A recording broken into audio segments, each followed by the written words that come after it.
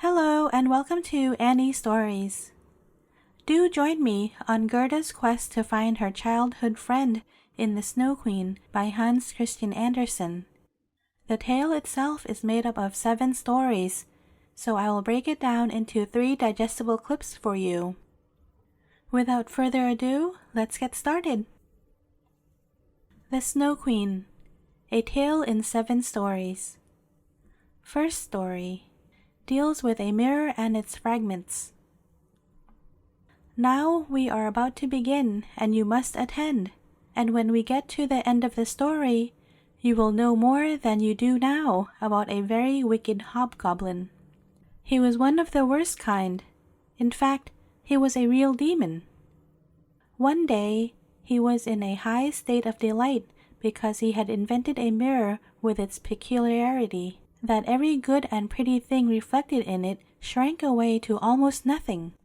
On the other hand, every bad and good-for-nothing thing stood out and looked its worst. The most beautiful landscapes reflected in it looked like boiled spinach, and the best people became hideous, or else they were upside down and had no bodies. Their faces were distorted beyond recognition, and if they had even one freckle, it appeared to spread all over the nose and mouth. The demon thought this immensely amusing. If a good thought passed through anyone's mind, it turned to a grin in the mirror, and this caused real delight to the demon. All the scholars in the demon's school, for he kept a school, reported that a miracle had taken place. Now for the first time, it had become possible to see what the world and mankind really were like. They ran about all over with the mirror, till at last there was not a country or a person which had not been seen in this distorting mirror. They even wanted to fly up to heaven with it to mock the angels, but the higher they flew, the more it grinned, so much so that they could hardly hold it, and at last it slipped out of their hands and fell to earth, shivered into hundreds of millions and billions of bits. Even then, it did more harm than ever. Some of these bits were not as big as a grain of sand, and these flew about all over the world, getting into people's eyes, and once in, they stuck there and distorted everything they looked at, or made them see everything that was amiss. Each tiniest grain of glass kept the same power as that possessed by the whole mirror. Some people even got a bit of glass into their hearts, and that was terrible, for the heart became like a lump of ice. Some of the fragments were so big that they were used for window panes, but it was not advisable to look at one's friend through these panes. Other bits were made into spectacles, and it was a bad business when people put on these spectacles meaning to be just. The bad demon laughed till he split his sides. It tickled him to see the mischief he had done. But some of these fragments were still left floating about the world, and you shall hear what happened to them. Second story, about a little boy and a little girl.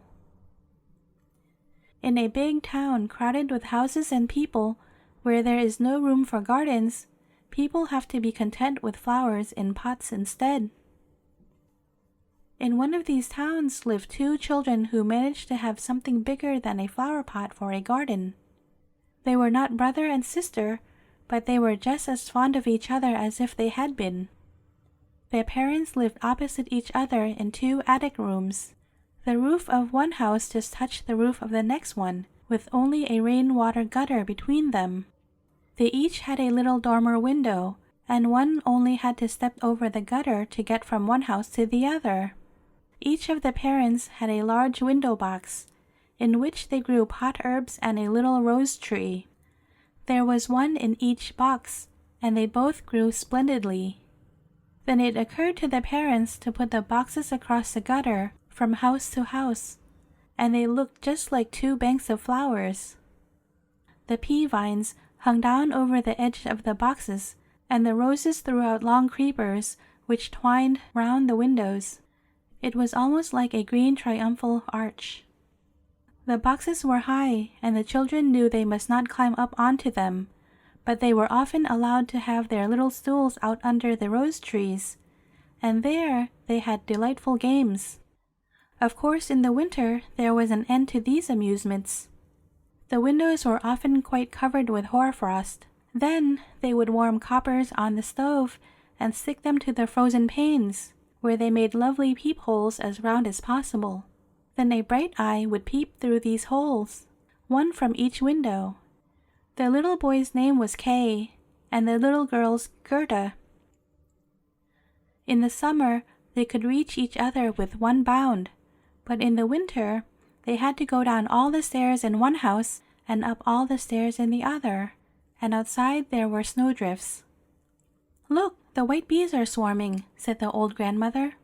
"Have they a queen bee too?" asked the little boy, for he knew that there was a queen among the real bees. "Yes, indeed they have," said the grandmother. "She flies where the swarm is thickest. She is the biggest of them all, and she never remains on the ground. She always flies up again to the sky. Many a winter's night she flies through the streets and peeps in at the windows, and then the ice freezes on the panes into wonderful patterns like flowers." "Oh yes, we have seen that," said both children, and then they knew it was true. "Can the Snow Queen come in here?" asked the little girl. "Just let her come," said the boy, "and I will put her on the stove where she will melt." But the grandmother smoothed his hair and told him more stories. In the evening, when little Kay was at home and half undressed, he crept up on the chair by the window and peeped out of the little hole. A few snowflakes were falling, and one of these, the biggest, remained on the edge of the window box. It grew bigger and bigger till it became the figure of a woman, dressed in the finest white gauze, which appeared to be made of millions of starry flakes. She was delicately lovely, but all ice, glittering, dazzling ice. Still she was alive. Her eyes shone like two bright stars, but there was no rest or peace in them. She nodded to the window and waved her hand. The little boy was frightened and jumped down off the chair, and then he fancied that a big bird flew past the window. The next day was bright and frosty, and then came the thaw, and after that the spring. The sun shone, green buds began to appear, the swallows built their nest, and people began to open their windows. The little children began to play in their garden on the roof again. The roses were in splendid bloom that summer. The little girl had learned a hymn, and there was something in it about roses, and that made her think of her own. She sang it to the little boy, and then he sang it with her. "Where roses deck the flowery vale, there, infant Jesus, we thee hail." The children took each other by the hands, kissed the roses, and rejoiced in God's bright sunshine, and spoke to it as if the child Jesus were there. What lovely summer days they were, and how delightful it was to sit out under the fresh rose trees, which seemed never tired of blooming.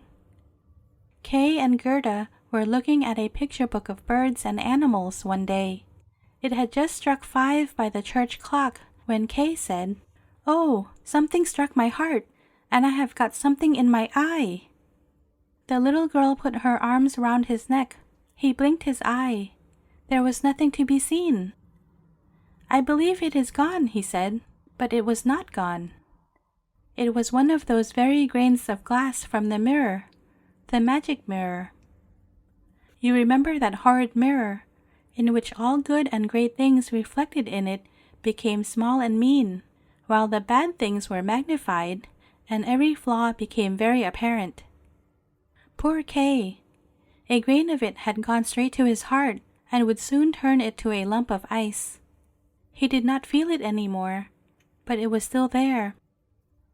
"Why do you cry?" he asked. "It makes you look ugly. There is nothing the matter with me." "How horrid!" he suddenly cried. "There's a worm in that rose, and that one is quite crooked. After all, they are nasty roses, and so are the boxes they are growing in." He kicked the box and broke off 2 of the roses. "What are you doing, Kay?" cried the little girl. When he saw her alarm, he broke off another rose and then ran in by his own window and left dear little Gerda alone. When she next got out the picture book, he said it was only fit for babies in long clothes. When his grandmother told them stories, he always had a but, and if he could manage it, he liked to get behind the chair, put on her spectacles, and imitate her. He did it very well, and people laughed at him. He was soon able to imitate everyone in the street. He could make fun of all their peculiarities and failings. "He will turn out a clever fellow," said people. But it was all that bit of glass in his heart, that bit of glass in his eye, and it made him even tease little Gerda, who was so devoted to him. He played quite different games now. He seemed to have grown older.